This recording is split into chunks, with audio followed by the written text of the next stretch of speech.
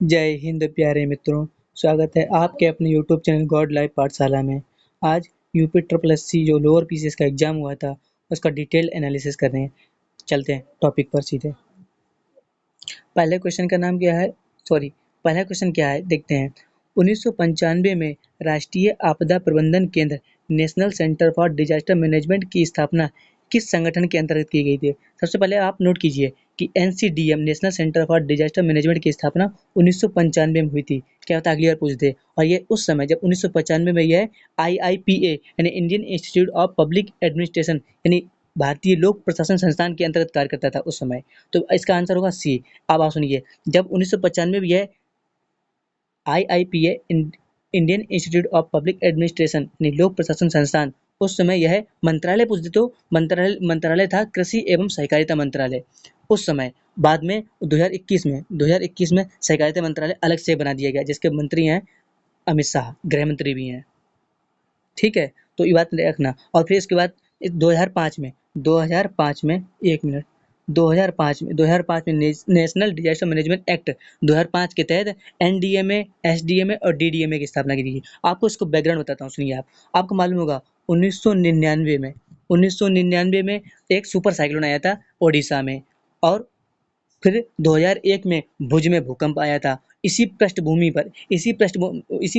पर भारत में एक डिजास्टर मैनेजमेंट के लिए एक कानून की आवश्यकता महसूस हुई, और इसी की पृष्ठभूमि में ही 2005 में नेशनल डिजास्टर मैनेजमेंट एक्ट का गठन किया गया, जिसके 3 लेयर हैं। ये पूछा जा सकता है कि 3 लेयर, जिसके 3 लेयर हैं। एक सेंट्रल लेवल पर है सेंट्रल लेवल पर है NDMA, NDMA national disaster management act authority, और स्टेट लेवल पर एसडीएमए, एसडीएमए जो स्टेट लेवल पर है यानी स्टेट डिजास्टर मैनेजमेंट अथॉरिटी, और जिला स्तर पर है DDMA, district disaster management authority.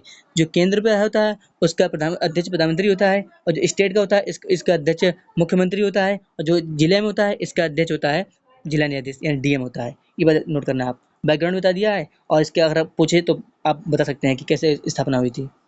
ठीक है, आइए अगले देखते हैं। अगला क्या है, अगला क्वेश्चन है, संसद में किस समापन प्रस्ताव के तहत केवल महत्वपूर्ण खंडों पर बहस की जाती है? देखो, आप तो मैं तो इसका आंसर बताऊंगा, साथ ही डिटेल एनालिसिस करेंगे कि साधारण समापन क्या होता है, कंगारू समापन क्या होता है, खंडों द्वारा समापन क्या होता है, और गिलोटिन आपको मालूम होगा। आज इस बात आप क्लियर हो जाएंगे। सुनिए आप, तो साधारण समापन क्या होता है? जब किसी विधेयक पर संपूर्ण चर्चा हो जाती है, जब किसी विधेयक पर संपूर्ण मामले पर चर्चा हो जाती है तो उसे बोलते हैं साधारण समापन। और जब किसी विधेयक के केवल महत्वपूर्ण खंडों पर चर्चा होती है तो उसे बोलते हैं कंगारू समापन। तो इसमें आंसर क्या होगा? कंगारू समापन। तो आपने अगर सुना देखा होगा कंगारू कैसे चलता है, ऐसे ऐसे ऐसे, यानी कोई विधेयक है तो कुछ महत्वपूर्ण खंडों पर चर्चा हो गई है उस पे, तो ऐसे कंगारू चलता है। इसके वजह से बोलते हैं कंगारू समापन। ठीक है, और इसके बाद क्या है, इसके बाद है खंडों द्वारा समापन। जब कोई कानून बनता है तो जब उस पर डिटेल एनालिसिस होता है वाचन द्वारा, प्रथम वाचन, द्वितीय वाचन, तृतीय वाचन, आपको मालूम होगा। तो जब उसके द्वितीय वाचन पर चर्चा होती है, अगर उसके कुछ महत्वपूर्ण खंडों पर चर्चा होगी तो उसे बोलते हैं कंगारू समापन। और जब उसके कुछ महत्वपूर्ण खंडों अलग अलग करके एक खंड है, जैसे 4 खंड है, उसको अलग अलग कर लिया, चारों को अलग अलग कर लिया, और इस पे सब पे चर्चा हो रही, चारों पे चर्चा हो रही है, तो इसे बोलते हैं खंडों द्वारा समापन। और इन सभी पर फिर चर्चा फिर इसका मतदान होता है। और अगला क्या है, अगला है गिलोटिन समापन। गिलोटिन समापन कब होता है? जब आपको पास समय की कमी हो और विधेयक पास करना हो, तो जिन खंडों पर चर्चा नहीं होती है उन्होंने भी ऐसे मान लिया था कि हाँ उन पर चर्चा हो गई है और बस मतदान करो। मतलब कि जहाँ गिलोटिन शब्द लग जाए तो समझो कि समय का अभाव है, समय का ना होने के चक्कर में, समय कमी होने के चक्कर में जो जिस पर चर्चा नहीं हुई है उसे भी चर्चा मान लेना और गिलोटिन पर समापन करते हैं इसे। ठीक है, आई होप समझ गए हैं आप सभी। मैं एक बार रिपीट कर रहा हूँ, आप फिर से सुनिए। अगर आपने सुन नहीं पाया हो सकता है मैं जल्दी पढ़ा रहा हूँ, तो आप स्पीड को बैकग्राउंड में स्लो कर लीजिए। पहले मैं बताया था आपको साधारण समापन, जब मामला पूरी तरह से चर्चा हो जाए तो इसे सब बोलते हैं समापन। फिर कंगारू समापन, केवल महत्वपूर्ण खंडों पर चर्चा की जाती है तो उसके बाद बहस होती है, उसके मतदान होता है, इसे बोलते हैं कंगारू समापन। और खंडों द्वारा समापन, जब किसी विधेयक की धाराओं को अपनी सुविधा अनुसार या किसी विधेयक के खंड को कई खंडों में तोड़ लेते हैं, फिर उसके पूरे खंड पर चर्चा होती है, फिर संपूर्ण को एक साथ मतदान होता है। और गिलोटिन, जब समय की कमी होती है तो जिन पर चर्चा नहीं होती है उन्हें चर्चा भी मान लिया था कि हाँ इस पर चर्चा हो गई, और गिलोटिन प्रस्ताव पेश किया जाता है। तो सभी प्रस्ताव क्या बता, अगली बार क्वेश्चन में जो एग्जाम हो पीसीएस का, उसमें कहता है इन सभी बारे में पूछ दे, तो आपको बात ये होना चाहिए। ठीक है, अगला कौन सा क्वेश्चन है देखते हैं। अगला क्वेश्चन 2 हो गए। तीसरा क्वेश्चन क्या है कि ड्रग रेसिस्टेंट यानी औषधि प्रतिरोधी श्वसन मार्ग संक्रमण के उपचार के लिए किस नए एंटीबायोटिक का विकास किया गया? आपको मालूम होगा, ये चर्चा में करंट का क्वेश्चन है, नेफ्रेटामाइसिन। ये भारत की पहली इंडिजिनस एंटीबायोटिक है। अगर ऐसे पूछ दे कि भारत की पहली इंडिजिनस यानी स्वदेशी एंटीबायोटिक के नाम बताएं, तो नेफ्रेटामाइसिन है। नेफ्रिथोमाइसिन नोट कर लीजिए आप। और क्या था, आप पूछते इसका डेवलपमेंट किसने किया था, ये भी पूछा सकता है। तो इसका डेवलपमेंट किया है वोक वर्क ने। मैं लिख दे रहा हूँ, वोक हार्ड। वोक हार्ड ने इसका डेवलपमेंट किया है, याद रखना। और इस पर सहयोग किसने किया है, तो डीबीटी डिपार्टमेंट ऑफ बायोटेक्नोलॉजी के अंतर्गत आता है। बिराक BIRAIC, BIRAC, ठीक है। बिराक ने इसका सहयोग दिया है। और विकसित किसने किया है, तो वोक हार्ट ने विकसित किया है नेफ्रेटामाइसिन को। और बिराक किसके अंतर्गत कार्य करता है, तो आपको मालूम होगा, डिपार्टमेंट ऑफ बायोटेक्नोलॉजी, DBT, ठीक है। आइए कुछ इससे कुछ ऑप्शन भी देख लेते हैं। रेमडेसिविर पूछे तो रेमडेसिविर आपको मालूम होगा, जब कोविड-19 आया तो ये दवा बहुत चर्चा में रही थी। तो ये क्या है, ये एंटीवायरल दवा है। रेमडेसिविर एंटीवायरल दवा है। अब एक बार मैं रिपीट कर दे रहा हूँ, फेविपिराविर ये भी क्या है, ये भी एंटीवायरल दवा है। ये मुख्यतः आरएनए वायरस के लिए उपयोग की थी, आरएनए वायरस के लिए उपयोग किया थी। जैसे कि आपको मालूम होगा कोविड-19 आरएनए वायरस था, तो इसे आरएनए वायरस में इसका उपयोग किया था है।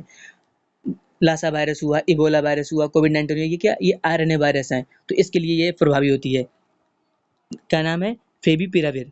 और रेमडेसिविर ये भी वायरल इन्फेक्शन के लिए होता है, ठीक है। अब अगला देखते हैं, अगला कौन सा है। अगला क्वेश्चन है, चौथा क्वेश्चन। क्वेश्चन के नाम क्या है, तो जेम्स वेब स्पेस टेलीस्कोप को किस विशिष्ट बिंदु पर स्थापित किया गया है ताकि यह सुनिश्चित हो सके कि यह पृथ्वी की समान गति से परिक्रमा करे। अब आपको मालूम होगा कि जो जेम्स वेब स्पेस टेलीस्कोप है, ये किसका का है, तो ये 3 लोगों का, 3 कंपनियों का या 3 देशों का है। पहला है अमेरिका का नासा, NASA। नासा की स्थापना 1958 में हुई थी, आपको मालूम होगा, मैंने आपको कई बार रिपीट किया है।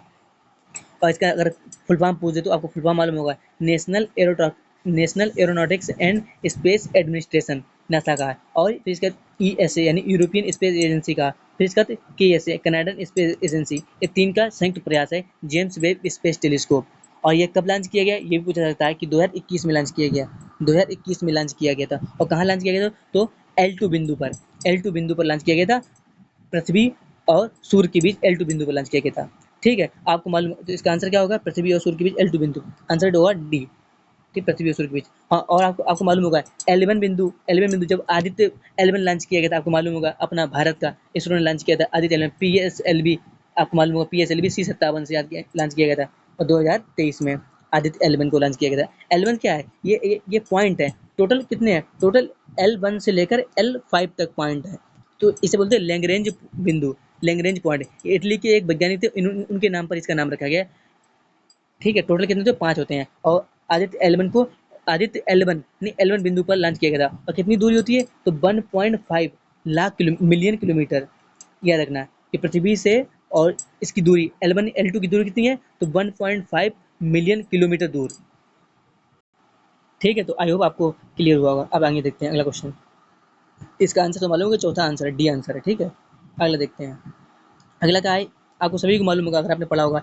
1965 में भारत का पहला EPN एक्सपोर्ट प्रोसेसिंग जोन कहाँ है, कांडला कहाँ पड़ता है, गुजरात में पड़ता है, आपको मालूम होगा। और कांडला, अभी मैंने आपको करंट, अगर आपने मेरी क्लास देखी हुई है, कांडला बंदरगाह, कांडला पोर्ट ने ही भारत का पहला प्रोसिफिस जूलिफेरा, जो एक आक्रामक इन्वेसिव स्पीसीज है, इससे मेथनॉल बनाया जाएगा। तो याद रखना, किसने शुरुआत की है, कांडला पोर्ट ने, याद रखना। और कोचिंग कहाँ है, केरल में, मुंद्रा आपको मालूम होगा। और मरमा गोवा, ये गोवा में है, ठीक है। अगला क्वेश्चन कौन सा है, क्वेश्चन नंबर 6 है। भारतीय वायुसेना में शामिल पहले स्वदेशी रूप से विकसित LCH यानी लाइट कॉम्बैक्ट हेलीकॉप्टर का नाम क्या है। आपको ये मालूम होगा, ये बहुत ही चर्चा में रहा था, 2022 में इसका कमीशन किया गया था। इसमें तो कोई नहीं है, क्योंकि इसमें प्रचंड था, प्रचंड बहुत चर्चा में रहा था जब पहले शामिल किया था। आपको मालूम हो 2022 में जोधपुर एयर स्टेशन से कमीशन किया गया था इसे, तो इसमें कोई ऑप्शन नहीं होगा। तेज LCA है, लाइट कॉम्बैक्ट एयरक्राफ्ट है, भारत का पहला स्वदेशी एयरक्राफ्ट है। ये लड़ाकू विमान है, ये हेलीकॉप्टर है, याद रखना, ठीक है। और इसके विकास किसने किया था, LCH का विकास, तेजस का विकास किसने किया था, HAL हिंदुस्तान एरोनॉटिक्स लिमिटेड, जिसकी स्थापना 1940 में हुई थी। किसने की थी? सेठ हीराचंद ने की थी, आपको मालूम होगा हीराचंद ने।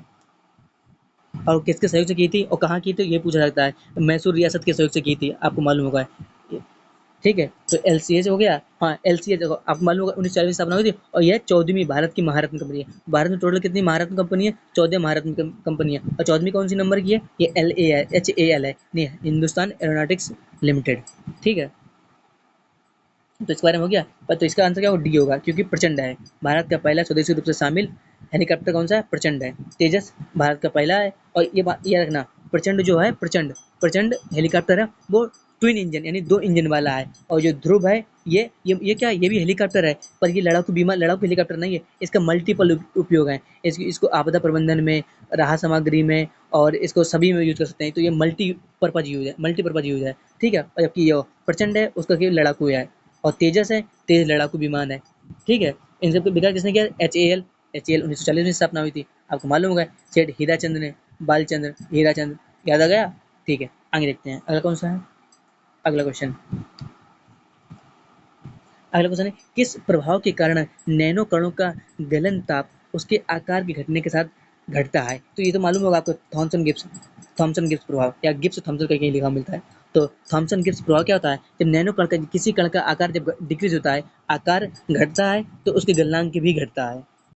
अर्थात कहने का तात्पर्य, उसका गलनांक उसके आकार पर निर्भर होता है। इसे गिब्सन प्रभाव को ही केल्विन प्रभाव भी कहते हैं। पूछा जाता है कि क्या बता, अगली बार केल्विन लिख के आ जाए तो फिर आपको मालूम होना चाहिए केल्विन। केल्विन प्रभाव, मैं फिर से लिख दे रहा हूँ रिपीट करके, केल्विन प्रभाव। गिब्सन प्रभाव को ही गिब्स थॉमसन प्रभाव को केल्विन प्रभाव कहते हैं। यह नैनो कण के आकार पर ही गलनांक का आकार निर्भर करता है। अगर आकार डिक्रीज होगा तो गलनांक भी डिक्रीज होगा। अब अगला क्वेश्चन देखते हैं। ठीक है, कौन सा है? आठवां। आठवां क्वेश्चन क्या है? आठवां क्वेश्चन पूछ रहा है, जैव चिकित्सा अपशिष्ट प्रबंधन नियम 2016 के संदर्भ में निम्नलिखित में से कौन सी परित्यक्त वस्तुओं को लाल श्रेणी के अंतर्गत दूषित, संदूषित, पुनर्चक्रण, रिसाइकल योग्य अपशिष्ट की सूची में शामिल किया गया है? नहीं, रेड कैटेगरी बतानी है जो रिसाइकिल अपशिष्ट के अंतर्गत आती है। तो इसका मालूम होगा आपको कि अंतःशिरा यानी आईबी ट्यूब कहते हैं। आईबी ट्यूब यानी अंतःशिरा ट्यूब और सेट होता है। कैथेटर भी होता है, यूरिन बैग भी होता है। बिना बिना सुई बिना सुई वाली सिरिंज, ऐसी सिरिंज जिसमें सुई नहीं लगी होती, उसको भी यूज कर देते हैं। लेकिन प्रयुक्त वाली ये नहीं होगा, इसका ये गलत हो जाएगा। तो 1 2 3 4 होगा। 1 2 3 4 ऑप्शन कौन सा है? 1 2 3 4 ऑप्शन नंबर डी है। ऑप्शन नंबर, एक मिनट, ऑप्शन डी है। ठीक है, तो ये आप नोट कर लीजिए। इसके साथ साथ कुछ और भी नोट कर लीजिए। इसमें क्या होता है, इसके साथ साथ वैक्यूम टेनर जो होता है, उसको भी इसका लाल श्रेणी में रखा गया है। और दस्ताने को भी शामिल किया गया है। तो वैक्यूम टेनर हुआ है, दस्ताने हुआ है, मूत्र थैली या यूरिन बैग जिसे बोलते हैं, कैथेटर हुआ है, आईवी ट्यूब जिसे बोलते हैं, अंतःशिरा ट्यूब और ब्लड हुआ है, और वही ट्यूबिंग हुआ है। ट्यूबिंग क्या होता है? वो एक बोतल टाइप का होता है, बोतल को भी शामिल किया गया है। ठीक है, और इसके क्या होते हैं, इन्हें सबसे पहले रिसाइकल करने से पहले इन्हें 3 चरणों से गुजरना पड़ता है, या इनको पहले शुद्ध किया जाता है। और कैसे शुद्ध किया जाता है? तो आपको मालूम है, इसके इसके 3 प्रक्रियाएं हैं। एक ऑटोक्लेविंग है, एक माइक्रोक्लेविंग है, एक हाइड्रोक्लेविंग है। इससे इनको कीटाणु मुक्त किया जाता है। ठीक है, और आपको मालूम होगा रेड कैटेगरी, इसमें वस्तुओं को आपको क्लोरीन रहित बैग में रखना होता है। ये मैंडेटरी है। ये उसमें बना है कि आपको वस्तुओं को, लाल बैग होगा, क्लोरीन रहित बैग होगा, लाल रंग के क्लोरीन रहित बैग में, प्लास्टिक का बैग उसमें रखना पड़ता है, इस लाल श्रेणी को। ठीक है, लाल बैग में क्लोरीन रहित बैग होगा। ठीक है, आइए देखते हैं अगला। अगला क्वेश्चन क्या है? अगला क्वेश्चन है, केंद्रीय सार्वजनिक क्षेत्र के उद्यमों के वर्गीकरण के अंतर्गत भारत सरकार द्वारा भारत संचार निगम लिमिटेड यानी BSNL, इसे मजाकिया अंदाज में कहते हैं कि भाई साहब नहीं लगेगा। ठीक है, चलिए। तो BSNL को कौन सा श्रेणी प्राप्त है, नहीं कौन सा दर्जा प्राप्त है रत्न का? अब मैंने आपको बताया, आपको 3 रत्न, 3 श्रेणियां हैं। एक है महारत्न है, एक महारत्न है, एक नवरत्न है, और दूसरा मिनी रत्न है। मिनी रत्न है, मिनी रत्न मिनी रत्न की भी 2 श्रेणियां हैं, मिनी रत्न फर्स्ट, मिनी रत्न सेकंड। तो आपको मालूम होगा महारत्न में वर्तमान में 14 हैं, और 14वां मैंने आपको बताया, सबसे पहले अभी बताता है HAL हिंदुस्तान एरोनॉटिक्स लिमिटेड, इसकी स्थापना 1940 में हुई थी महर्षि रोहतक के सहयोग से। चलिए बात करें, अभी बताया मैंने आपको। तो 14 महारत्न है, 14वीं HAL है। और नवरत्न कितनी है? तो ये पूछ दे, नवरत्न 29 है। टोटल 29 नवरत्न है। और 29वीं पूछ दे कौन सी है, अभी हाल ही में आपको मालूम होगा, कोलकाता स्थित GRS है, यानी garden rich ship builder limited, मैं लिख दे रहा हूँ, GRSE, मिटा देते रहो। GRSE garden rich ship builder engineering limited, इसको 29वां महारत्न के नवरत्न का दर्जा मिला है। तो महारत्न 14 हुई और नवरत्न 29 हुई। 29 में GRSE यानी गार्डन रिच है। और टोटल मिनी रत्न है, तो मिनी रत्न की 2 श्रेणियां हैं। टोटल मिनी रत्न कितनी 74 है। उस 74 में एक है BSNL। ठीक है, तो मिनी रत्न फर्स्ट का दर्जा प्राप्त है। तो इसका आंसर होगा C। आइए अगला देखते हैं क्वेश्चन। ठीक है, तो क्वेश्चन चलने से पहले देखिए आप ये नोट कीजिए, एक बात आ गई है। तो BSNL की स्थापना पूछे तो BSNL की स्थापना हुई थी सन 2000 में। ये बात याद रखना, ठीक है, सन 2000 में BSNL की स्थापना हुई थी। अगला क्वेश्चन क्या है, रेलवे सुरक्षा को बढ़ाने के लिए भारत द्वारा कौन सी स्वदेशी ऑटोमेटिक ट्रेन सुरक्षा यानी ATP ऑटोमेटिक ट्रेन प्रोटेक्शन प्रणाली विकसित की गई। ये आपको मालूम होगा, बहुत चर्चा में रही, कई साल से चर्चा में रही है। पहले सबसे पहले आपको मालूम होगा कवच सिस्टम को विकसित किसने किया था, तो RDS, ये नोट कीजिए। ये रक्षा रेलवे मंत्रालय का ही एक सब्सिडरी है। ठीक है, research development standard organisation RDSO ने इसका विकसित किया है। आपको मालूम होगा 2016 में इसका पहला परीक्षण हुआ था, तब चर्चा में आया था। फिर 2020 में इसे लागू किया गया, 2020 में इसे लागू किया गया, तब इसे चर्चा में आया था। और इसे किसने परीक्षण किया था, यही पूछा जाता है। दक्षिण मध्य रेलवे ने, दक्षिण मध्य रेलवे ने इसका परीक्षण किया था, आपको मालूम होगा। फिर इसके कई वेरिएंट है, जैसे कवच 2.0, कवच 3.0, कवच 4.0, कवच 4.0, कवच 4.0 2024 से शुरुआत हुई थी। और कवच 5.0 भी आ चुका है, नहीं 5वां वर्जन आ चुका है 2026 में, इससे शुरुआत हुई है। ठीक है, याद रखना। तो कवच है, और किसने विकसित किया है, हाँ, और कवच को कवच को सेफ्टी 4 का दर्जा मिला है। सेफ्टी लेवल का 4, ये लेवल होती है सेफ्टी लेवल 4 का दर्जा मिला है, याद रखना। ठीक है, अगला क्वेश्चन देखते हैं। अगला क्वेश्चन क्या है, हाँ, एनडीआरएफ मैंने शुरुआत भी आपको मालूम होगा डिजास्टर से ही शुरुआत की थी, फिर मैं उसी पे बता रहा हूँ। एनडीआरएफ नेशनल डिजास्टर रिलीफ या रिस्पॉन्स फोर्स के संबंध में निम्नलिखित में से कौन सा कथन बताना है आपको। तो यह गृह मंत्रालय के प्रशासनिक नियंत्रण में कार्य करती है, सही है, ऑब्वियसली सही बात है। इसका गठन 2006 में हुआ था, सही बात है, क्योंकि इसका गठन एनडीएमए मैंने आपको बताया शुरू में, NDMA national disaster management act 2005 के तहत 2005 के तहत इसका गठन हुआ था। और इसका बैकग्राउंड मैं बता चुका हूँ। 1999 का सुपर साइक्लोन ओडिशा में, फिर 2001 का भुज भूकंप, फिर हिंद महासागर में सुनामी। इसी पृष्ठभूमि में भारत को एक आपदा के लिए एक एकीकृत ढांचे की जरूरत पड़ेगी। तो इस कारण से इसका गठन हुआ था एनडीएमए 2005 के तहत, और 2006 में इसका गठन हुआ था। ये भी सही है, तो पहला सही है, दूसरा सही है। यह आपदा प्रबंधन के लिए राष्ट्रीय योजना तैयार करने का उत्तरदायी, ये भी सही है। यह ठीक है, ठीक है, एक मिनट रुकिए, नहीं नहीं, तीसरा गलत है, क्योंकि एनडीआरएफ है, तो एनडीएमए होता है।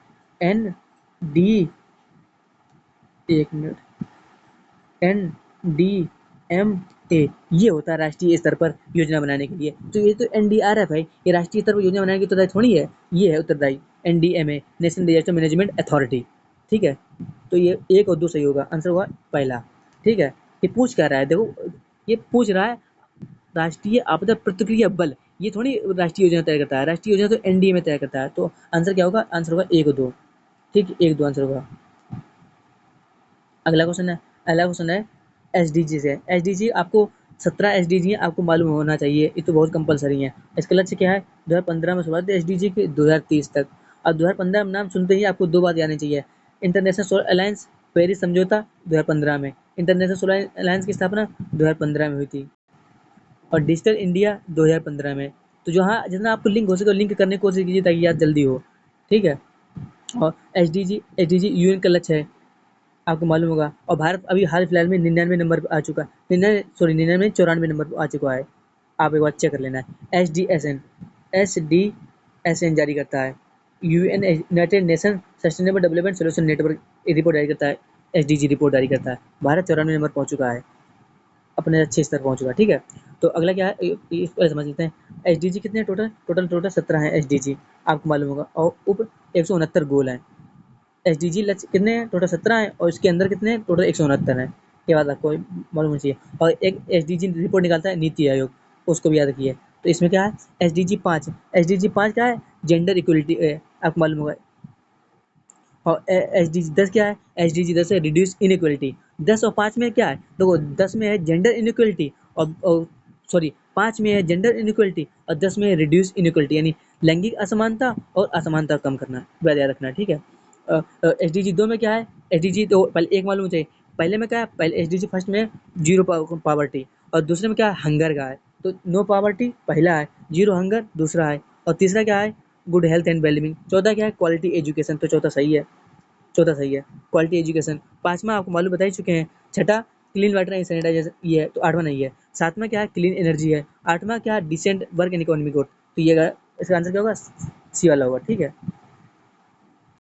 और भी आप सुन लीजिए, आठ नौ, हाँ 10 में पूछे तो ये 10 में क्या है, मैंने आपको शुरू शुरू में बताया था, इनइक्वलिटी कम करना, 9 में इंडस्ट्री इनोवेशन इंफ्रास्ट्रक्चर, 9 10 हो गए, 11 क्या है, 11 क्या है, सस्टेनेबल सिटी एंड कम्युनिटी है, 12 में क्या है, 12 में रिस्पॉन्सिबल कंजम्पशन है, 13 क्या है, 13 क्लाइमेट चेंज है, 14 क्या आपको मालूम होना चाहिए, लाइफ बिलो वाटर, 15वां लाइफ ऑन लैंड है, 16 क्या है आपको मालूम चाहिए, कम्युनिटी वाला है, तो 16 कम्युनिटी है, 17 कम्युनिटी वाला है, 16 इंस्टीट्यूशन है, पीस इंस्टीट्यूशन करके है, ठीक है, तो 17 हो गए, आगे आगे बढ़ते हैं, ये आपको याद होने चाहिए मुँह जुबानी, या समय पूछ रहे हैं।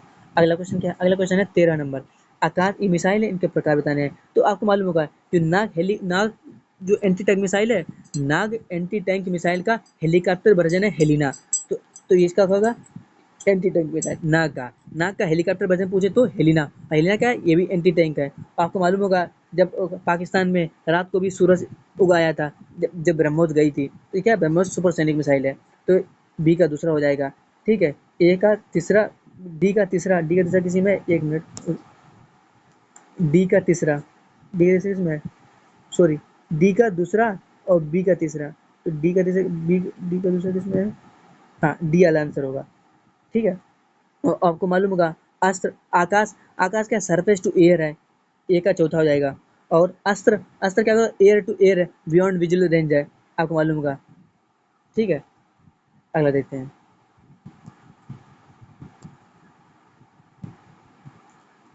अगला क्या है, अगला क्या है, किसी निचली अदालत या न्यायाधिकरण या अथॉरिटी द्वारा आदेश पारित करके, जो जैसे किसी निचली अदालत ने, डिस्ट्रिक्ट जज ने, डिस्ट्रिक्ट कोर्ट ने, किसी निचली अथॉरिटी ने, प्राधिकरण द्वारा कोई आदेश जारी किया, उस आदेश को रद्द करने वाली रिट का नाम क्या बताइए, तो आपको मालूम है इस रिट का नाम क्या है, उत्प्रेषण है, उत्प्रेषण, उत्प्रेषण कहाँ है, पहले नंबर पे है, तो ये क्या होगा, निचली अदालत को रद्द करने वाली रिट क्या है, तो ये रिट कौन, जब हाई कोर्ट, आपको मालूम होगा अनुच्छेद 226 और 32 के तहत है, 32 के तहत सुप्रीम कोर्ट को और 226 के तहत हाई कोर्ट को रिट जारी करने का अधिकार है। देखो आपको ये बात मालूम होनी चाहिए कि सुप्रीम कोर्ट का रिट का दायरा सीमित है, यह केवल मूल अधिकार के उल्लंघन पर रिट जारी कर सकता है, जबकि हाई कोर्ट है, हाई कोर्ट का दायरा सुप्रीम कोर्ट की तुलना में व्यापक है, ये बात रखना है, ठीक है।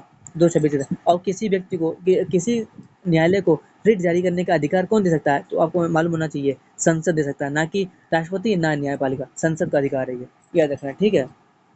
और इसके साथ साथ आप ये भी देख लीजिए, ये बंदी प्रत्यक्षीकरण, आपको मालूम होगा जब किसी को आप उन्हें इलीगल तरीके से गिरफ्तार कर लिया हो, तो 24 घंटे के अंदर आपको क्या नाम है, डिस्ट्रिक्ट कोर्ट के जो डिस्ट्रिक्ट कोर्ट में बंदे को सशरीर प्रस्तुत करना पड़ता है, इसके लिए बोलते हैं का नाम बंदी प्रत्यक्षीकरण। अधिकार परीक्षा, जब किसी अधिकारी, किसी व्यक्ति ने अपने अधिकारों का गलत उपयोग कर लिया हो, गलत तरीके से पद धारण कर लिया, तो उसे बोलते हैं अधिकार परीक्षा। परमादेश, जब सुप्रीम कोर्ट आदेश देता है गलत कार्य के लिए रोकने के लिए, तो उसे बोलते हैं परमादेश। और निषेध होता है, निषेध क्या होता है, जब निचली अदालत लोअर कोर्ट में मामला चल रहा हो, तो उस कार्रवाई को रोकने के लिए निषेध रेट जारी की जाती है, तो पांचों रेट हो गई हैं। चलिए आगे देखते हैं, और रेट जारी करने का अधिकार भी बता दिया किसके पास है, किस एक्ट के तहत है। अगला क्या है, अगला क्या है, 2026 में विंबलडन, विंबलडन पुरुष किसने जीता था, आपको मालूम होगा जेनिस सिन्हा ने जीता था, और अलेक्जेंडर ने जीता था 2026 में ही, कौन सा जीता था, फ्रेंच ओपन अलेक्जेंडर ने जीता था, ठीक है। और कार्लोस अल्कराज ने जीता था ऑस्ट्रेलिया ओपन, और यूएस ओपन हुआ नहीं, ठीक है, याद रख लेना आप। तो तीनों हो गए हैं, विंबलडन हो गया, फ्रेंच हो गया, और ऑस्ट्रेलिया हो गया, ठीक है। अब ये अमेरिका ओपन हुआ नहीं, यूएस ओपन हुआ नहीं। और ये विंबलडन ओपन ये घास पर खेला जाता है, आपको मालूम होगा, और जो फ्रेंच ओपन होता है वो मिट्टी पे खेला जाता है, ये पूछा था। और जो यूएस ओपन है वो हार्ड चट्टान पर खेला जाता है, ठीक है। आइए आगे देखते हैं, अगला, अगला क्या है, अगला क्वेश्चन है, निम्नलिखित में से कौन सा अंतर्राष्ट्रीय सम्मेलन पीओपी यानी परसिस्टेंट ऑर्गेनिक पॉल्यूटेंट यानी पीओपी स्थायी कार्बनिक प्रदूषकों के उन्मूलन या न्यूनीकरण के लिए संबंधित है। स्टॉकहोम सभी को मालूम है। मिनीमाता आपको मालूम होगा, जापान का शहर है मिनीमाता। ये पारा से हो जाता है, पारा से मिनीमाता हो जाता है, आपको मालूम होगा। और क्योटो प्रोटोकॉल 1997, ये 2013 में। मिनीमाता 2013 में, और क्योटो प्रोटोकॉल शुरुआत कब हुई थी? 1997 में। 1997 में हुई थी। और वासर कन्वेंशन, अब एक वासर कन्वेंशन दो प्रकार के होते हैं। एक वासर कन्वेंशन है इकोनॉमी में, बैंक से संबंधित है, और एक है हैजार्ड संबंधित है, बेसल कन्वेंशन। और बेसल कन्वेंशन कब हुआ था ये पूछा जाता है, 1989 में हुआ था। 1989 में बेसल कन्वेंशन 1989 में। स्टॉकहोम 2001 में, 2001 में हुआ था। मिनीमाता 2013 में, क्योटो 1997 में, बेसल 1989 में। हाँ, रॉटरडैम पूछा था, रॉटरडैम कन्वेंशन कब हुआ था? वो 1998 में हुआ था। रॉटरडैम कन्वेंशन 1998 में हुआ था।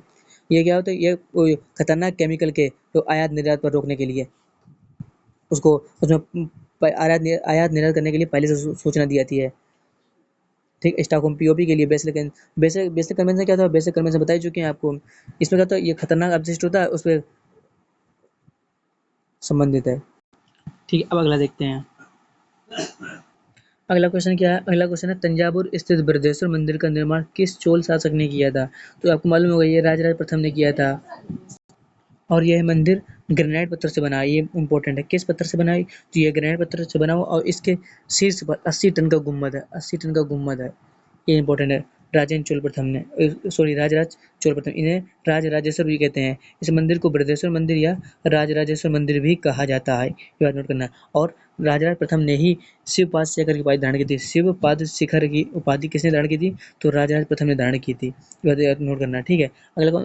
और आप देख लेते लगे हाथ, राजेंद्र चोल प्रथम, ये आपको मालूम है, ये सबसे प्रतापी शासक हुए। चोल वंश के सबसे प्रतापी शासक कौन हुए? राजेंद्र चोल प्रथम। और इन्होंने ही जो पाल वंश के राजा महिपाल को पराजित किया था, और संपूर्ण बंगाल पर अधिकार कर लिया था, बंगाल खाड़ी पर। और इसी उपलक्ष्य में इन्होंने गंगईकोंड चोलपुरम की उपाधि धारण की थी। और गंगईकोंड वहां से गंगा जल लेकर अपने यहाँ पर यानी साउथ में एक झील का निर्माण कराया था, जिसे बोलते हैं गंगईकोंड झील। और गंगईकोंड चोलपुरम की राजधानी अपने बनाई थी, और गंगईकोंड चोलपुरम की उपाधि भी धारण की थी। तो गंगईकोंड चोलपुरम का संबंध किससे है? राजेंद्र चोल प्रथम से है। और कब उपाधि धारण की थी? कब ये बनवाया था, अपनी राजधानी बनाई थी? जब इन्होंने पाल वंश के शासक महिपाल को पराजित किया था। ठीक है, ये बात याद रखना। इसके साथ साथ इन्होंने ही पर केसरी वर्मन की उपाधि धारण की थी, पंडित चोल की उपाधि धारण की थी।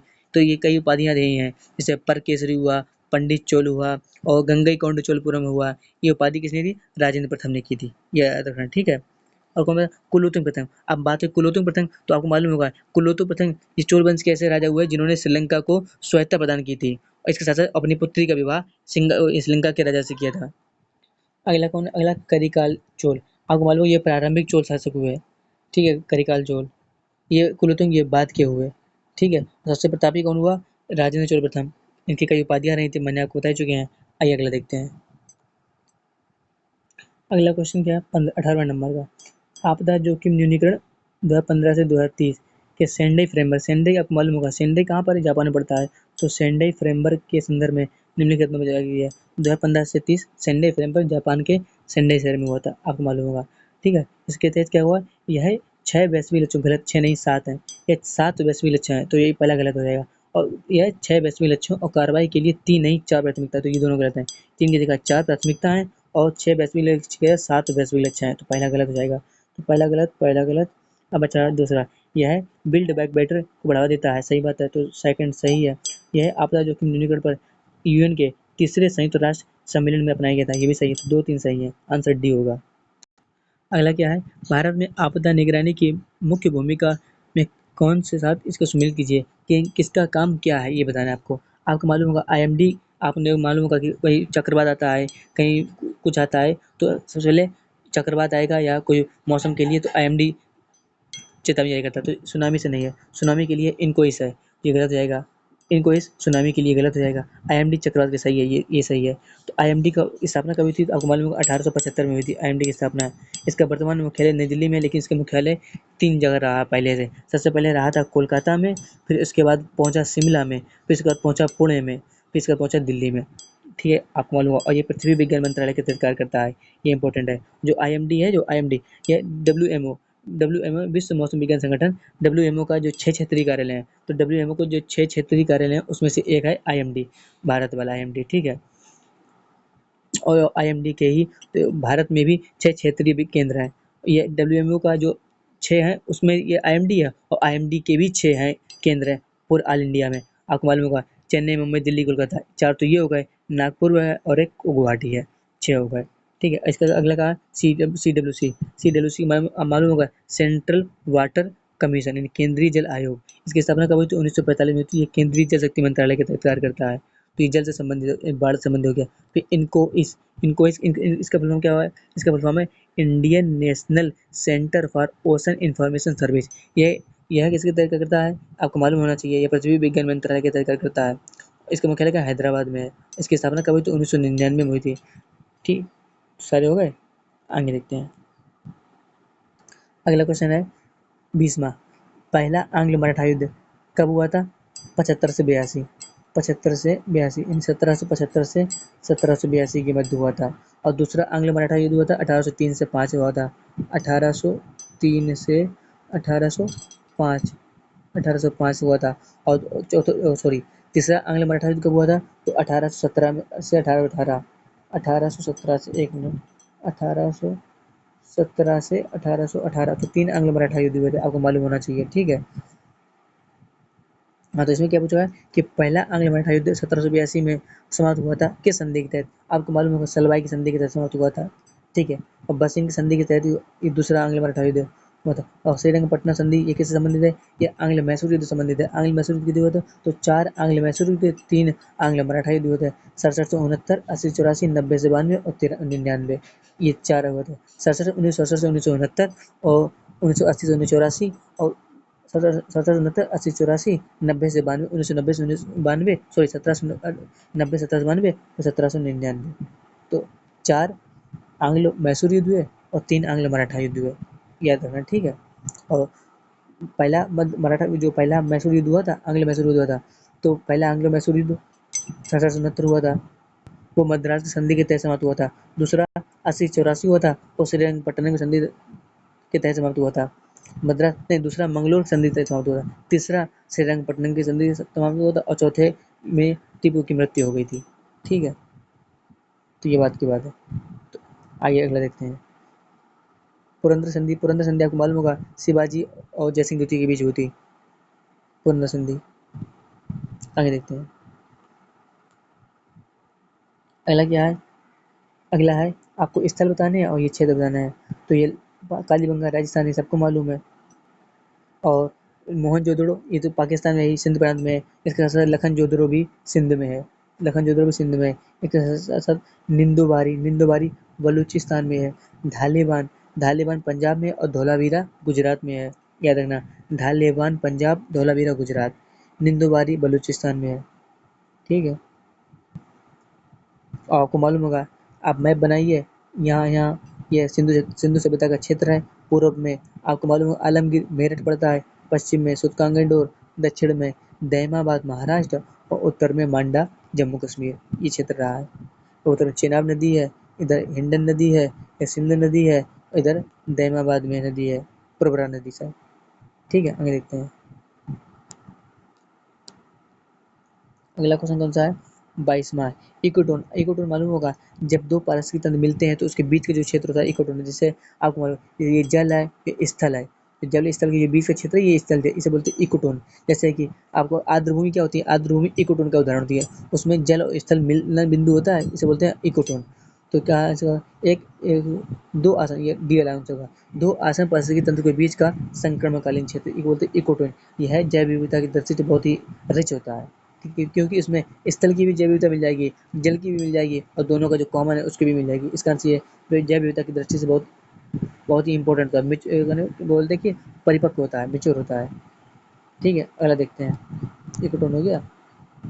अगला क्या है? अगला है कौन सी तकनीक रेडियो लेबल किए गए डीएनए संपरिचित, यानी डीएनए प्रोब का उपयोग करके एक विशिष्ट डीएनए सीक्वेंस की पहचान करती है? तो आपको मालूम होगा सदर्न ब्लॉटिंग है। सदर्न ब्लॉटिंग क्या है? Southern blotting D, southern blotting. अब अगला देखते हैं। अगला क्या 24वां क्वेश्चन है। इसमें आपको मिलाना है कौन सा सही सुमेलित है। तो आपको युग मिलाने कौन सा सही है। आपको मालूम है द्वैत शासन की शुरुआत, द्वैत शासन दो प्रकार की हुई है, दो प्रकार से शुरुआत हुई। आपको मालूम है एक 1765 में शुरुआत हुई थी जब क्लाइव थे। उसमें क्या था, जब क्लाइव ने दीवानी अधिकार कंपनी के पास रख दिए थे और नियामत अधिकार राजा को दे दिए थे। जब आपको मालूम है 1765 में जब बक्सर का युद्ध हुआ था, उसके बाद जो इलाहाबाद संधि हुई थी उसके तहत, याद होगा। तो द्वैत संधि और एक द्वैत शासन की शुरुआत हुई थी 1919 में शुरुआत हुई थी। 1919 शुरुआत हुई थी जब प्रांतीय जो विषय हैं उनको दो भागों में बांट दिया गया था, एक हस्तांतरित विषय, एक आरक्षित विषय। आपको मालूम होगा प्रांतीय विषयों को। ठीक है, तो दो शासन की शुरुआत कब हुई थी, अगर वैसे तो पूछे तो 1919 की एक्ट के तहत। इसमें बताया 1858, तो गलत हो जाएगा, तो पहला गलत है। इस प्रकार पृथक निर्वाचन मंडल, आपको मालूम होगा पृथक निर्वाचन मंडल की शुरुआत 1909 से हुई थी। 1909 से हुई थी जब मुस्लिमों को पृथक निर्वाचन का अधिकार दिया गया था। तो ये 1935 दिया गया, ये भी गलत हो गया। अगला क्या है, अगला पूछ रहा है प्रांतीय स्वायत्ता। प्रांतीय स्वायत्ता की शुरुआत आपको मालूम होगा जब 1935 का एक्ट आया था, उसके तहत प्रांतों में द्वैत शासन समाप्त करके केंद्र में द्वैत शासन लगा दिया गया था, तो प्रांतों को स्वायत्ता प्रदान की थी, ये भी गलत हो गया। अगला क्या है, द्विसदनीय विधायिका। द्विसदनीय विधायिका, ये द्विसदनीय विधायिका भाषा का अधिनियम, हाँ इसके तहत 1919 के अधिनियम के तहत द्विसदनीय विधायिका की शुरुआत की गई थी, ये सही है। तो कौन सा ऑप्शन नंबर डी आंसर होगा। ठीक है, अगला क्वेश्चन कौन सा है, जीडीपीआर यानी जनरल डेटा प्रोटेक्शन रेगुलेशन। आपको मालूम है ये यूरोपीय यूनियन के कानून है। इसके अंतर्गत राइट टू बी फॉरगेट यानी भुला देने का अधिकार किसी व्यक्ति को क्या अनुमति देता है। भुला देने का अधिकार, जैसे आप एक किसी केस में फंस गए हैं और आपको खूब चर्चा हुई और आपका नेट में नाम आ गया। अब आप उसको केस में जब वो फाइनल सुनवाई हुई और आप बरी कर दिए गए, बाइज्जत बरी कर दिए गए, कोर्ट का फैसला आपके पक्ष में रहा। लेकिन जो नेट में इंटरनेट में जो आपकी पहले से ही गलत छवि प्रस्तुत की गई है, उसको जो उस जानकारी को आप कह सकते हैं कि राइट टू बी फॉरगेटन, उसे मिटाने का अधिकार। समझ रहे हैं, किसी की पर्सनल जानकारी को मिटाने का अधिकार, इसे बोलते हैं राइट टू बी फॉरगेटन। तो इसमें क्या था, कुछ व्यक्ति सभी ऑनलाइन डेटा, गलत है, सभी ऑनलाइन नहीं हुआ, कुछ व्यक्तिगत डेटा को मिटाने का अधिकार, हाँ ये सही, कुछ व्यक्ति पर्सनल डेटा को ऑनलाइन सामग्री नहीं है, पर्सनल ये नहीं है। ठीक है, कुछ पर्सनल डेटा को, जैसे कि नम्बी नारायण वाला केस आया था कि उन्होंने, अगर आप नेट पर सर्च करो नम्बी नारायण का, तो पहले आता था कि वो एक कन्विक्टेड क्रिमिनल के आता थे, उन्होंने एक चोरी की थी, लेकिन कोर्ट ने इन्हें बाजी बरी कर दिया था, लेकिन फिर भी तो आता वो, इस कारण से इन्होंने बोला कि वो राइट टू बी फॉरगेटन है, भूल देने का अधिकार। ठीक है, ये किसमें कानून में है, तो यूरोपीय यूनियन का कानून है। ये कब लागू किया गया था, ये पूछा जाता है, ये कब लागू किया गया था, 2018 में लागू किया गया था। और भारत का कानून है, आपको मालूम है, डीपीडीपीए, डीपीडीपीए, मालूम होगा आपको, digital personal data protection act. यह 2023 में लागू किया गया था, 2023 में 2023 में। ठीक है, ये 2018 में आया था यूरोपीय यूनियन का। ये भारत का जो डीपीडीपी एक्ट है, ये बीएन श्री कृष्ण समिति के, लिख दे रहा हूँ, बीएन, एक minute, BN BN Shri Krishna समिति की सिफारिश पर, बीएन श्री कृष्ण समिति की सिफारिश पर आया था। ठीक है, आगे देखते हैं, इसका आंसर होगा बी। ठीक है, माजुली द्वीप, आपको सभी को मालूम है माजुली द्वीप कहाँ पर, असम में है। असम ऑप्शन है नहीं, ऑप्शन ही नहीं है असम में, तो ये आंसर होगा ई। माजुली द्वीप नदी द्वीप है, ब्रह्मपुत्र नदी पे बना हुआ है, आपको मालूम होगा, ये विश्व का एकमात्र नदी द्वीप है। और ब्रह्मपुत्र नदी का उद्गम मालूम है आपको, तिब्बत से होता है। भारत में इसे क्या नाम है, ये अरुणाचल प्रदेश में प्रवेश करती है। चलिए अब नदी के बारे में कोई विस्तृत टॉपिक करेंगे। मेघालय, गारो खासी जयंतियाँ। पश्चिम बंगाल भारत का एकमात्र ऐसा राज्य है जो सभी प्रकार की भूमियों साझा करता है। जैसे इसके पास अपना क्या बोलते हैं, एक पहाड़ भी, एक पहाड़ से भी सीमा साझा, इसके बाद जो दार्जिलिंग पहाड़ है, समुद्र से भी सीमा साझा करता है, मैदान भी है, यानी जितने भी लैंड की आकृतियाँ सभी इसके पास हैं। ये पूछा गया क्वेश्चन है। और उड़ीसा तो आपको मालूम होगा, एक जगन्नाथपुरी इसी में यहीं पर है। और इसका तो यहाँ पे गुरु महिषासुर, क्या बोलते हैं इसको, एक खान है उड़ीसा में, कोरापुट में उड़ीसा का एक अधिकार है, सबसे ज़्यादा कोर्ट यहीं से होता है, उड़ीसा में होता है कोरापुट। ठीक है, अगले देखते हैं, अगला क्या है, अगला है, इसरो ने 2025 में श्रीहरिकोटा से अमेरिका के किस AST mobile space communication satellite का, आपने अगर मेरी करंट अफेयर की क्लास की होगी तो आप आराम से कर लेते हैं, ब्लू बर्ड के नाम से थे, प्राइवेट कंपनी थी इसका सैटेलाइट। और यह सैटेलाइट जो इसने ब्लू बर्ड का लॉन्च किया था, यह इसरो का अब तक का सबसे भारी सैटेलाइट लॉन्च किया गया था, यह 6000 टन का था। सॉरी 6,000 किलो का यानी 6 टन का था।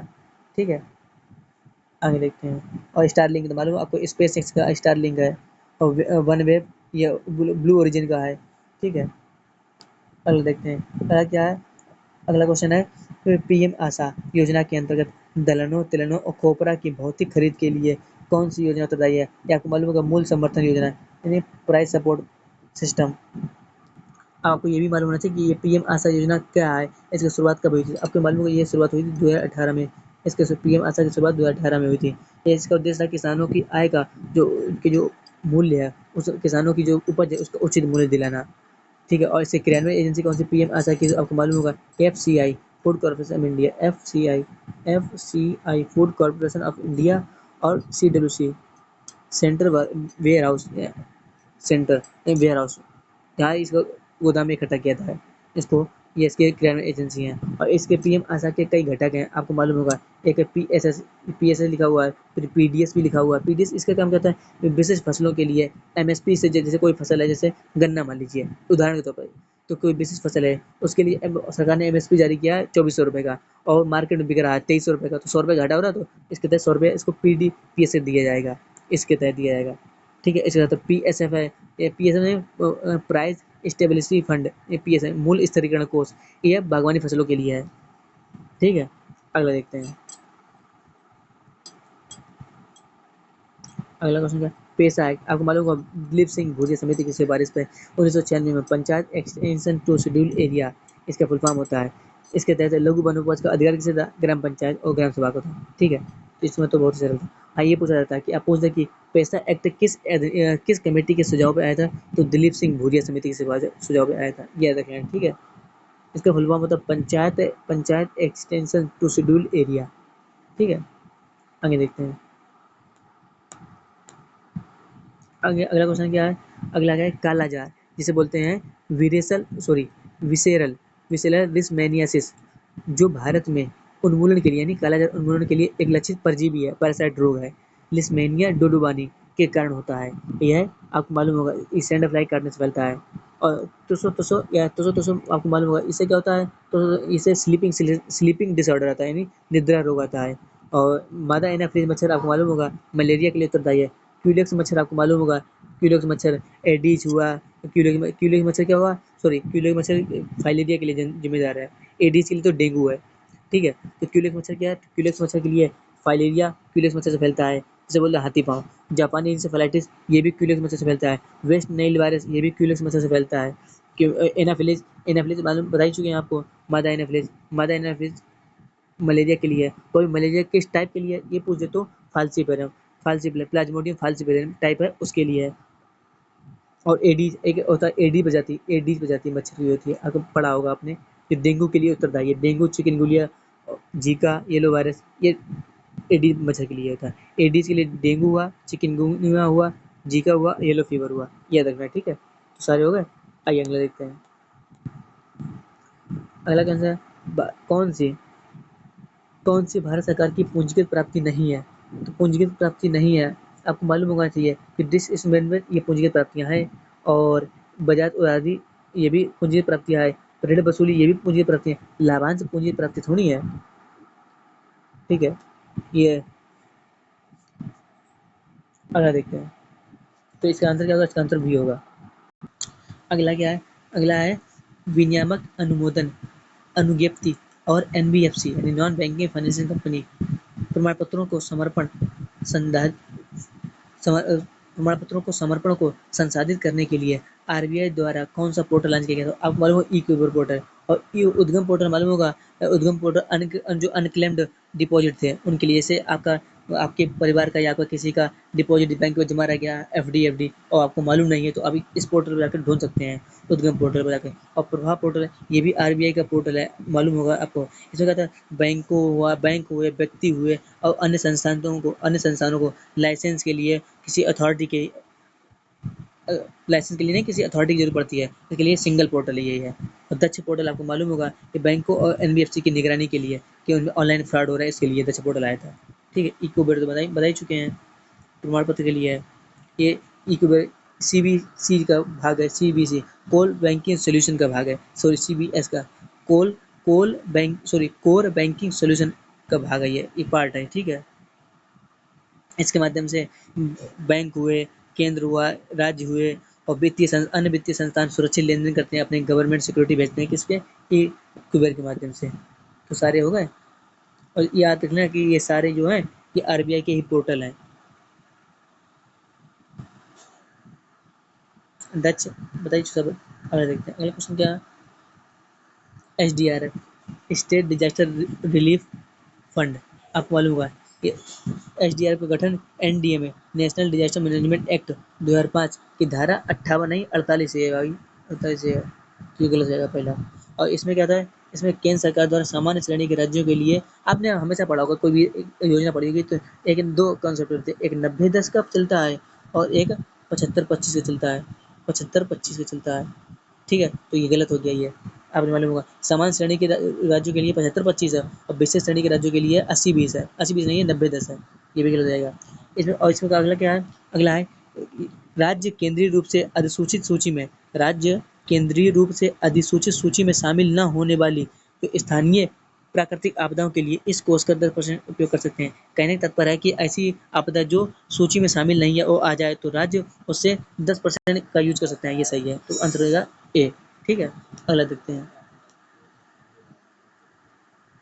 अगला क्या है, अगला क्या है, वह अनुपात जो कार्यशील आयु जनसंख्या पर गैर कार्यशील जनसंख्या के भार को दर्शाता है, मतलब डिपेंडेंस, कहने का तात्पर्य है कि वर्किंग पॉपुलेशन पर नॉन वर्किंग पॉपुलेशन का जो भार है उसे क्या कहते हैं, इसे बोलते हैं डिपेंडेंस रेशियो यानी पराश्रित अनुपात, ठीक है। और आपको मालूम है कार्यशील जनसंख्या पर क्या होता है, वर्किंग एज पॉपुलेशन 15 से 59 भारत के हिसाब से, और 15 से 59 आपको मालूम ओईसीडी के हिसाब से, और भारत के हिसाब से 15 से 64 है, 15 वर्ष से लेकर 64 वर्ष तक।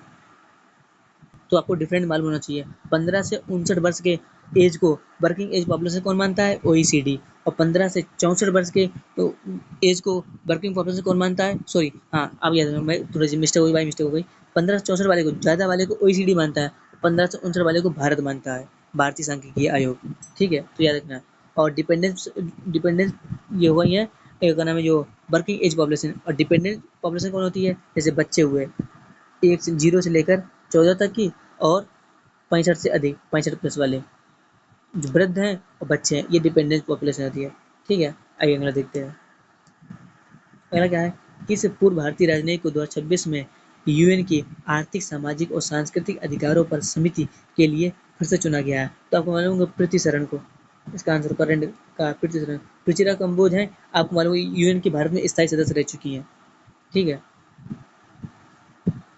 अगला कौन सा है, अगला है रॉकी पर्वत के पवनमुखी ढालों पर चलने वाली गर्म और शुष्क स्थानीय पवन को कहते हैं, आपको मालूम हो चिन्नू कहते हैं, चिन्नू को इसे बोलते हैं, चिन्नू को बोलते हैं हिमबच्ची, हिमबच्ची मतलब कैसे, जब जब ये चिन्नू हवा चलती है तो राखी पर्वत पर जो बर्फ जमी रहती है वो पिघल जाती है, तो इसे बोलते हैं हिमबच्ची, हिम मीन्स बर्फ और बच्ची मीन्स खाने वाला, तो बर्फ खाने वाला, तो चिन्नूक है। और ठीक है, मिस्ट्रल बताया आपको, फ्रांस में बहती है, फ्रांस में बहती है। हरमट्टन अमेरिका में, हरमट्टन बहती है, हरमट्टन को बहते हैं डॉक्टर विंड, ये कहाँ बहती है, ये बहती है अफ्रीका में, गिनी तट पर, और सिराको ये उत्तरी अफ्रीका में बहती है, ठीक है। आगे देखते हैं, एक ब्लिजर्ड है, ये उत्तरी रसिया में बैठती है, ब्लिजर्ड ठंडी हवा। अगला क्या है, अगला क्वेश्चन है, सैन फ्रांसिस्को में गदर पार्टी मुख्यालय को किस नाम से जाना जाता है, आपको मालूम होगा युगांतर आश्रम। अभिनव भारत की स्थापना किसने की थी, अभिनव भारत की स्थापना की थी वीडी सावरकर ने की थी, 1904 में की थी। और इंडिया हाउस की स्थापना की थी 1905 में की थी, श्यामजी कृष्ण वर्मा ने की थी। और गदर पार्टी की स्थापना 1913 में हुई थी, आपको मालूम होगा 1913 में सैन फ्रांसिस्को में हुई थी, लाला हरदयाल ने की थी। और गदर पार्टी से संबंधित है कामागाटा मारू प्रकरण, जिसमें से इसमें एक सिंगापुर से जहाज को उधार लेकर कनाडा के वैंकूवर जाया जाता है, ये आपको वाकया मालूम होगा, ठीक है। अगला देखते हैं, तो इसका आंसर क्या होगा, आंसर होगा सी, युगांतर आश्रम। अगला क्वेश्चन क्या है, अगला क्वेश्चन है, निम्नलिखित में से कौन सा रोगजनक कुक्कुटों यानी मुर्गों में रानीखेत बीमारी के लिए उत्तरदायी है, रानीखेत बीमारी को ही कहते हैं न्यूकेसल रोग, आपको मालूम होगा। और ये किसके लिए होता है, इसे ये होता है पैरामिक्सो वायरस के लिए होता है, पैरामिक्सो वायरस के लिए, पैरामिक्सो वायरस, इसमें क्या होता है, इसमें जो मुर्गी के पालन के लिए बहुत हानिकारक होता है, मुर्गियाँ इसमें मृत हो जाती है, मर जाती हैं मुर्गियाँ, इसे रानीखेत बीमारी कहते हैं, रानीखेत बीमारी या न्यू कैसल रोग जो होता है पैरामिक्सो वायरस से होता है, पैरामिक्सो वायरस से होता है। ठीक है। इसके साथ दो बातें हर्पीज वायरस, एवियस वायरस और आर्थोमिक्सो वायरस के भी देख लेते हैं। तो हर्पीज वायरस जो है ये सबसे आम संक्रमण है। इससे क्या होता है, ये त्वचा के सीधे संपर्क में फैलता है। त्वचा के सीधे संपर्क में अगर आ जाए आप तो आपके हर्पीज वायरस रहेगा। हर्पीज इसके दो टाइप होते हैं, हर्पीज वायरस टाइप फर्स्ट और टाइप सेकंड। टाइप फर्स्ट जो होता है मुंह से फैलता है या मुंह से चुम्बन उम्बन में इसमें फैलता है, और टाइप सेकंड होता है वो जननांग प्राइवेट पार्ट से फैलता है, ठीक, असुरक्षित यौन संपर्क से फैलता है। ठीक है, हर्पीज वायरस। तो ये क्या करता है, यह कोशिका, ये तंत्रिका नर्वस सिस्टम है, तंत्रिका कोशिका में निष्क्रिय अवस्था में जीवन भर बना रहता है, निष्क्रिय अवस्था में। ठीक है।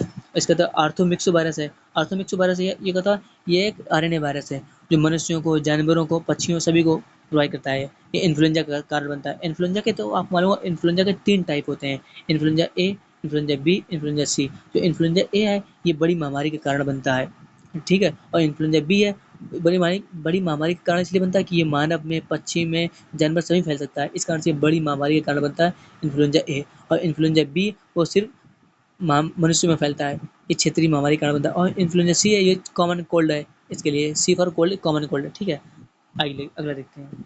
हाँ, बचा कौन सा, एबी पॉक्स वायरस है, ये भी देख लीजिए आप। एबी पॉक्स वायरस का ये पॉक्स विरिडे परिवार का है। यह मुख्यतः पक्षियों में फैलता है, आपने पढ़ा होगा, और इसका आकार होता है ईंट के आकार का होता है। ठीक है, जैसे स्मॉल पॉक्स हुए, मंकी पॉक्स हुए, ये पॉक्स लिखा हुआ है, ये मुख्यतः, और ये एबी पॉक्स है, एबी पॉक्स मुख्यतः पक्षी में होता है, और पॉक्स विरिडे परिवार का है। स्मॉल पॉक्स और मंकी पॉक्स इसी फैमिली के हैं। अगला देखते हैं। ओ, अगला क्या है, न्याय सेतु एआई चैटबॉट। आपने पढ़ा होगा न्याय सेतु के बारे में, ये एक प्लेटफॉर्म भी है, न्याय सेतु प्लेटफॉर्म, न्याय सेतु प्लेटफॉर्म, जो 22 भाषाओं में उपलब्ध है, 22 भाषाओं में आपने पढ़ाई की होगी। 24/7 आपको सजा सलाह प्रदान करता है। और ये एआई चैटबॉट है, ये क्या है, ये एक first voice first multi modal और मल्टी लैंग्वेज एआई मॉडल है, ये सही है। और उसके साथ ये, इसे न्याय विभाग ने दिशा कार्यक्रम के तहत विकसित किया, ये भी सही है। यह वास्तविक समय में, रियल टाइम में बहुभाषा अनुवाद को सक्षम बनाने के लिए अनुवाद प्रणाली, ये भाषणी पढ़ा होगा, अनुवाद प्रणाली, ये भी सही है। तो इसका आंसर होगा 1, 2, 3। हाँ, ये सही है। और इसके बारे में इसने अभी हाल ही में इसका एक शुभंकर लॉन्च किया गया था, आपको मालूम होगा शुभंकर दिसी का, दिसी का दिसी का शुभंकर का संबंध किससे है, न्याय सेतु से, न्याय सेतु चैटबॉट से। ठीक, और इसे लॉन्च किसने किया था, आपको मालूम, उपराष्ट्रपति ने लॉन्च किया था, सीपी राधाकृष्णन थे। ठीक है, अगला देखते हैं। 39, 40 नंबर का। 1892 में इंडियन हाउस, सॉरी 1892 में ब्रिटिश हाउस ऑफ कॉमन्स के लिए चुने जाने वाले दादा भाई नौरोजी, भारत के वृद्धोपरुद्ध Dadabhai Naoroji, grand old man of India Dadabhai Naoroji. इन्होंने ही poverty and unbritish rule in India पुस्तक जारी की थी, जिसमें इन्होंने धन के निष्कासित सिद्धांत की के माध्यम से अंग्रेजों की पोल खोली थी। दादा भाई नौरोजी ने ही 3 अधिवेशन की अध्यक्षता की थी, 1893 की, सॉरी,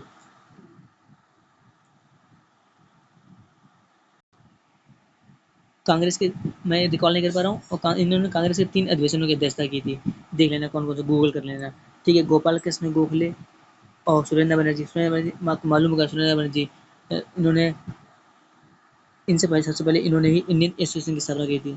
और तिलक ने स्वराज मेरा जन्म से अधिकार मैं से लेकर रहूँगा, ये तिलक ने कहा था। तब कहा था 1916 के लखनऊ अधिवेशन में कहा था। ठीक है, और तिलक ने ही तो उसकी शुरुआत की थी, क्या ना, होम रूल आंदोलन की शुरुआत की 1916 में शुरुआत की थी।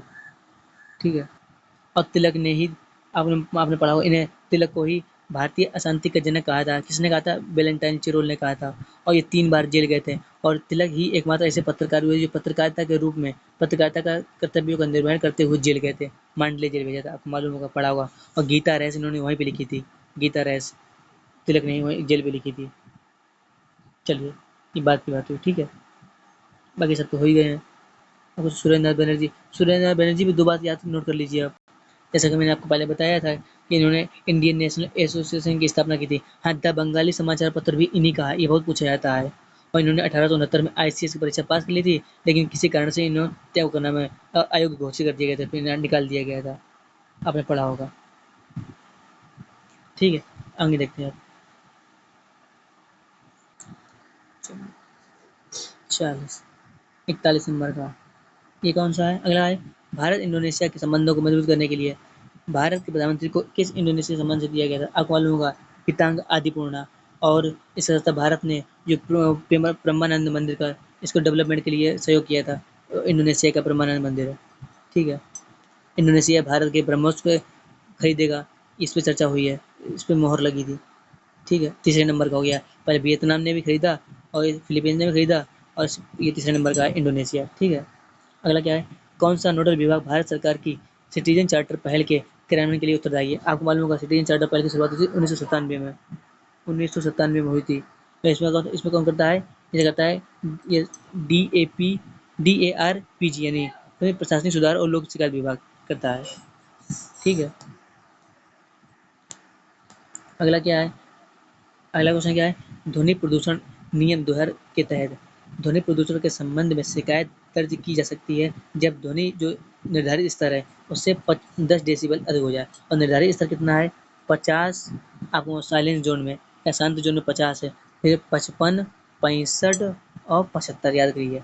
55 कहाँ पर है, आपको मालूम होगा जो व्यवसायिक क्षेत्र में, और 55 आवासीय क्षेत्र में, 65 व्यवसाय क्षेत्र में और 75 औद्योगिक क्षेत्र में है, आपको मालूम होगा। और साइलेंट जोन में 50 है, ये दिन की मात्रा है। और इसे 10-10 कम कर दीजिए तो रात की मात्रा हो जाएगी, तो 45 हो जाएगी, 45 से घटकर हो जाएगी 55 से घटकर 45 हो जाएगी, इधर 40 हो जाएगी, इधर 65 हो जाएगी, इधर 70 हो जाएगी।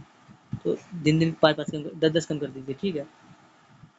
अगला क्वेश्चन क्या है, अगला क्वेश्चन है कौन सा अनुक्रम पारंपरिक कोयला संचालन पावर स्टेशन यानी थर्मल पावर प्लांट के तो ऊर्जा रूपांतरण का सही ढंग कौन सा है? तो आपको मालूम है कोयला क्या होता है, ये रासायनिक होता है।